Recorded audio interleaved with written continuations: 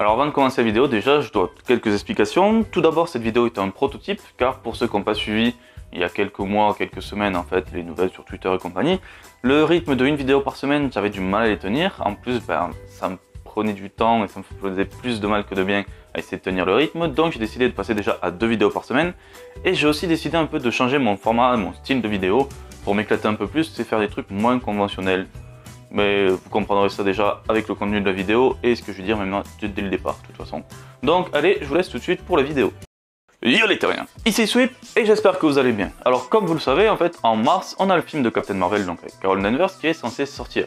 Du coup j'ai un peu décidé de m'intéresser au personnage de Captain Marvel, enfin au tout premier Captain Marvel, parce qu'il y a plusieurs Captain Marvel, j'ai pas encore lu tous les récits ou autres. Et du coup voilà, c'est pour ça la vidéo du jour, donc on va parler du tout premier Captain Marvel. Alors le tout premier Captain Marvel est tout simplement le Kree Marvel. C'était un Kree originaire de Kree-Lar qui était tout simplement engagé dans l'armée, qui était un captain. A savoir aussi qu'il était amoureux... Attends, t'es sérieux là? Quoi? T'es vraiment en train de nous faire une vidéo d'introduction sur un personnage là? Comme 50 youtubeurs le font déjà? En plus avec la sortie du film Captain Marvel, 50 vont le faire. T'es vraiment en train de faire ce truc alors que tu détestes faire ça? Ah ouais. Ah putain, c'était ça le... C'était ça que j'avais au fond de la gorge, ce relent de vomi là, c'était ce style de vidéo. Ouais, non, je suis pas fan, c'est vrai. Donc du coup, on va pas voir l'entièreté de la vie de Captain Marvel, on va plutôt s'intéresser donc sur une partie, parce que Marvel a eu tellement d'aventures que ce serait très long à faire et la vidéo ferait facilement 40 minutes, j'ai envie de dire.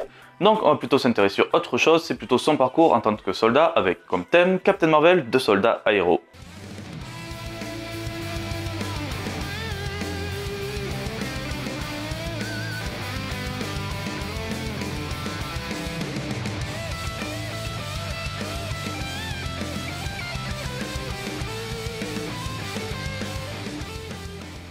Alors comme je le disais, Marvel, en deux mots, pas un seul, est un Kree donc originaire de Kree-Lar qui s'était donc engagé dans l'armée et qui possédait le rôle de... Non mais tu te fous de moi là, tu m'as dit à la présentation que tu faisais pas une introduction ou une présentation du héros, t'es en train de faire quoi là?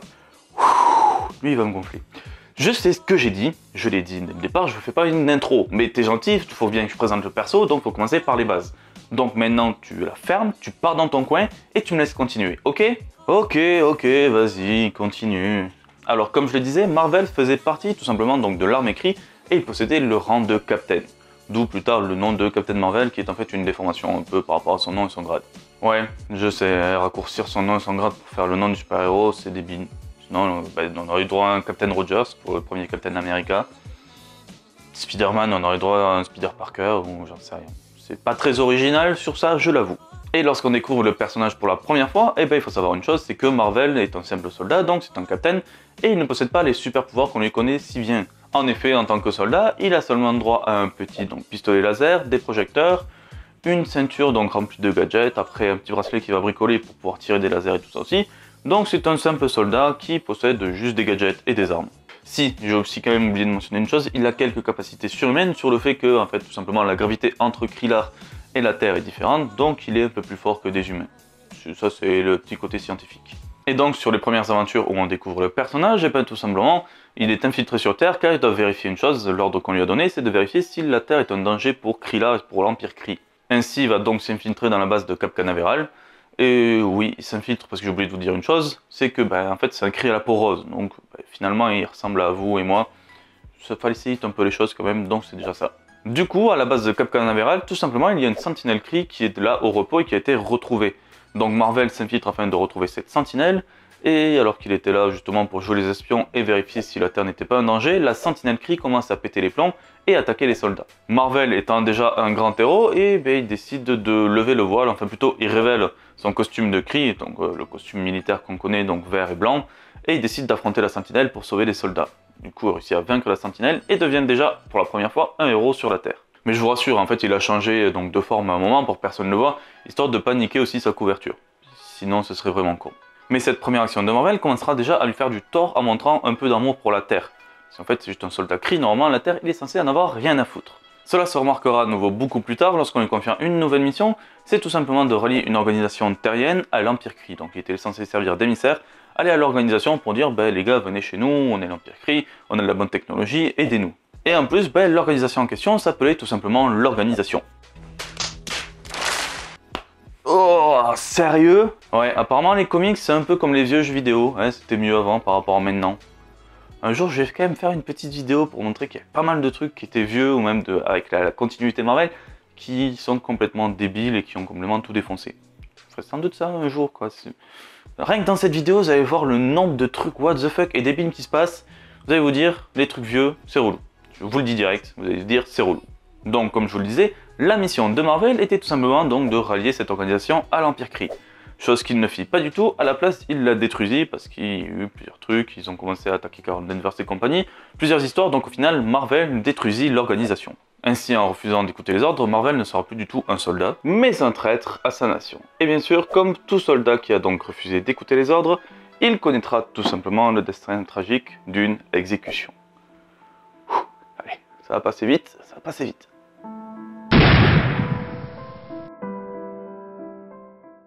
Mais bien sûr, vous vous doutez bien que on peut pas crever Captain Marvel comme ça.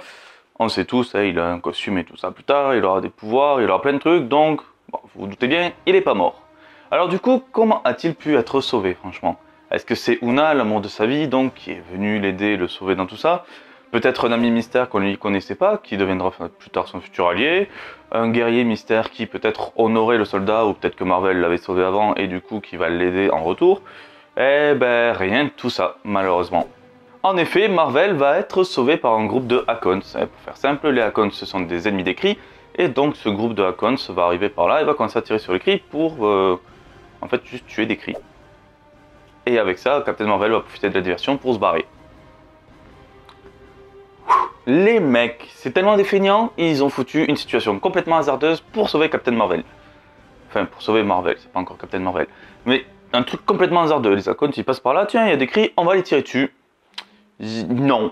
S'il y avait encore une vraie utilisation des Hakons, le fait de les faire intervenir maintenant pour qu'ils sauvent réellement Marvel, et surtout pour que plus tard Marvel les rejoigne et qu'ils les aide à combattre l'Empire Kree, oui, là ce serait une bonne intro, ce serait un bon truc. Sauf que les Hakons, ils apparaissent à ce moment et disparaissent à ce moment. Les Hakons, ils servent à rien du tout.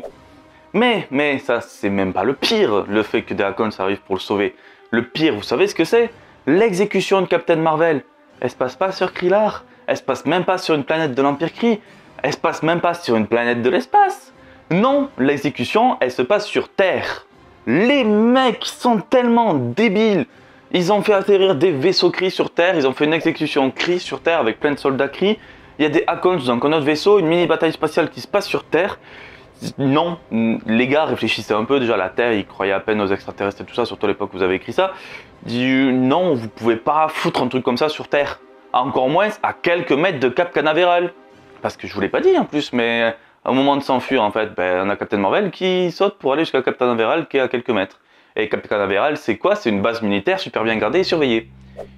Non, vous êtes pas débile à ce point. Enfin si, vu que vous l'avez fait, mais vous êtes débile en fait.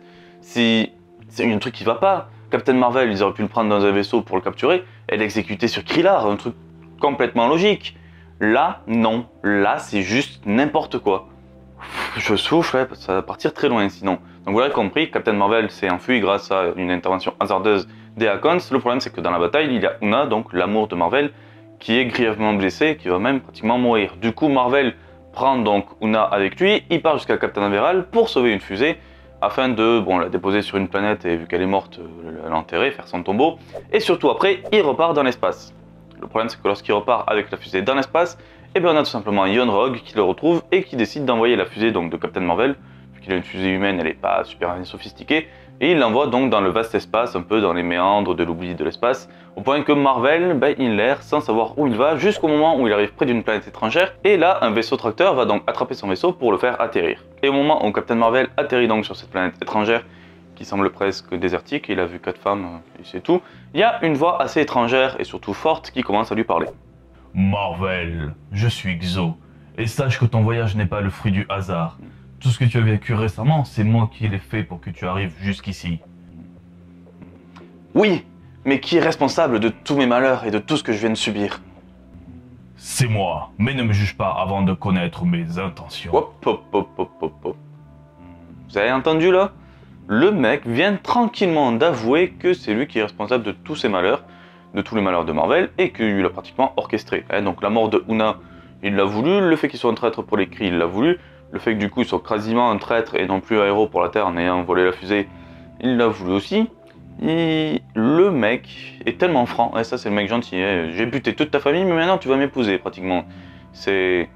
Le mec est un gros salaud, un gros connard comme il vient de le balancer, et il ose lui dire quand même le truc du tu peux me servir quand même, c'est moi qui veux tout ça, mais tu connais pas mes intentions donc t'as pas le droit de me juger. Ça marche pas ce genre de truc, on est d'accord, c'est quand même une phrase complètement débile. Mais bon, visiblement ça a marché vu que Marvel accepte le marché. Il décide de servir Xo après. Ainsi, en acceptant donc ce marché, Marvel découvrira de nouveaux pouvoirs que Xo décide de lui donner. Je peux par exemple vous citer une super force capable de briser les rocs, ou une pile de comics. Il sera aussi capable donc de voler, il pourra même donc créer des illusions, et il a aussi un autre pouvoir, il peut devenir invisible. Mais qu'est-ce que je fous là moi? Pourquoi j'étais là? Bon.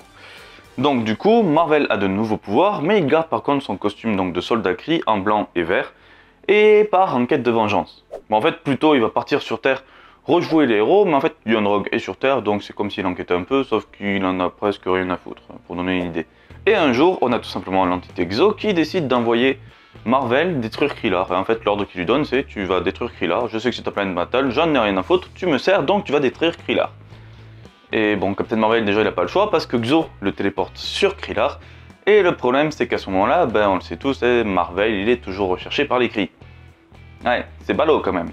Du coup, en essayant donc de s'échapper et de ne pas être attrapé, il tombe sur les disciples de Tambor. En fait, c'est une ancienne secte qui vénère donc la divinité de Tambor. Sauf qu'en enquêtant sur ça et surtout en combattant donc les soldats de Tambor, Marvel remarque une chose, c'est que la statue de Tambor, c'est plutôt un gros générateur capable de péter Krillor, mais aussi de péter tout le système et l'Empire Kree.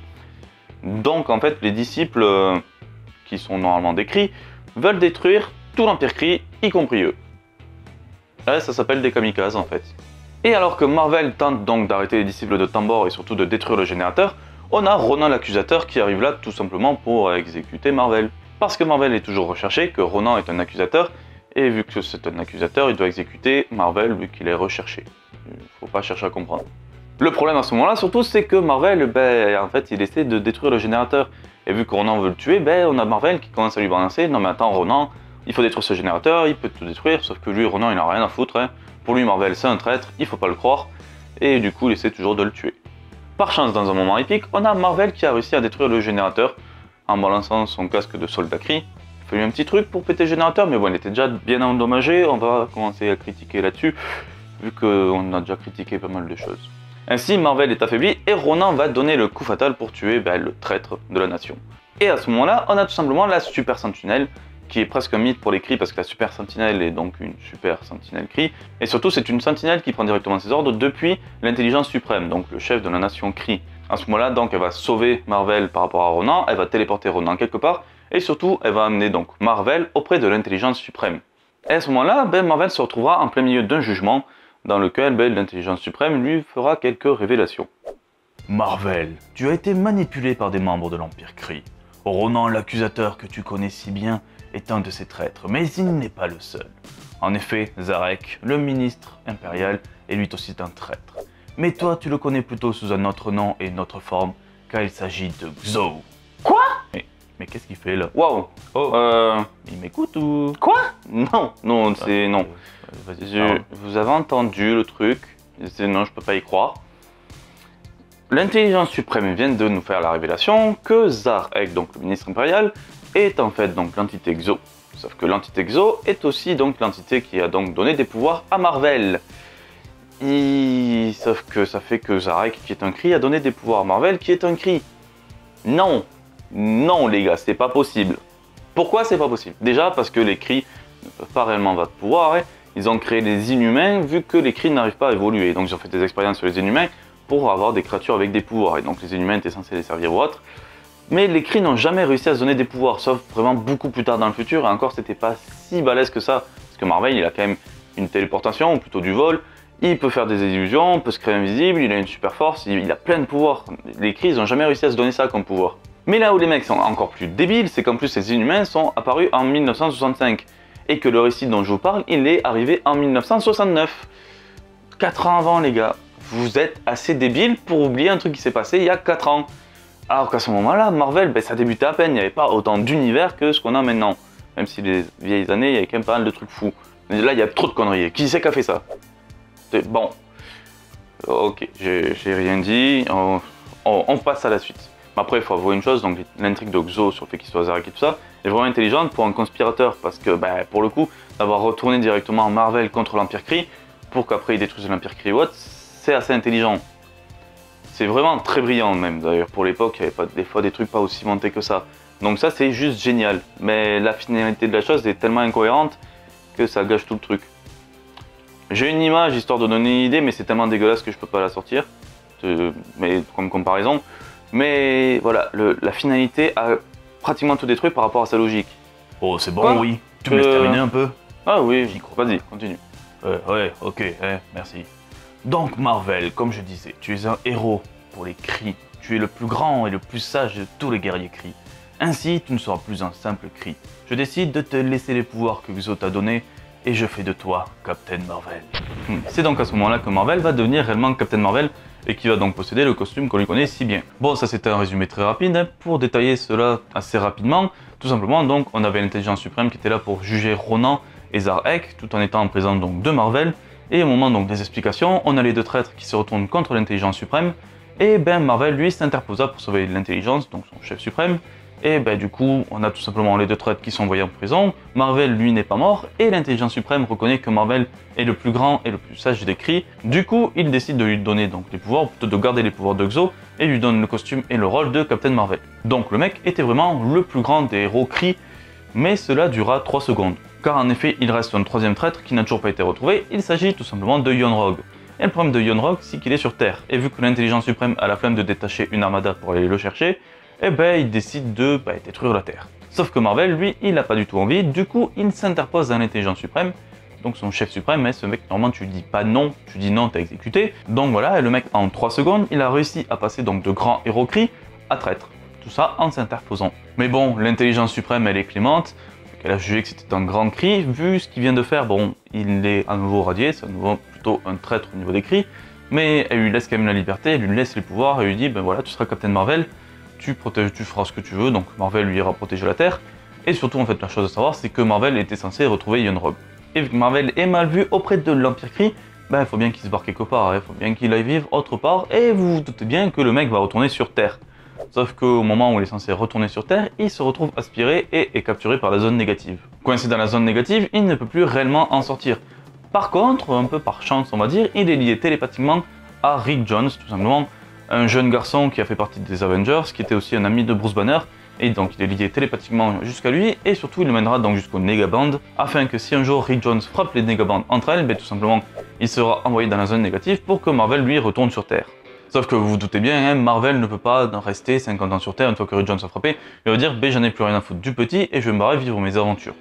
Non, ça marche pas comme ça, parce qu'en fait Marvel il a une limite de quelques heures, normalement c'est 3 heures si je me souviens bien, et au bout de ces 3 heures directement il est automatiquement envoyé dans la zone négative. Et cette période de cohabitation donc avec Rick Jones représente l'âge d'or de Marvel. C'est là où il a eu le plus d'aventures, c'est là où il a été le plus grand héros, il a eu pas mal d'aventures avec les Avengers ou autres. C'était vraiment l'âge d'or, alors que c'était pas juste Marvel, il était en cohabitation, mais c'était vraiment l'âge d'or du héros. Et dans cette période, comme je l'ai dit, c'est un grand héros sur Terre, mais il va aussi connaître une légère promotion, en effet, durant un certain événement, le moment où Thanos récupère le cube cosmique. En effet, comme on le sait, Thanos avec son cube cosmique était très dangereux, du coup, on a l'entité Eon qui téléporte Marvel auprès de lui, et qui, pour faire un résumé rapide, lui dit l'univers il n'a pas besoin de héros, face à Thanos, il a besoin d'un protecteur, et donc il fera de Marvel le protecteur de l'univers. Et pour cela, il va donc lui confier la conscience cosmique.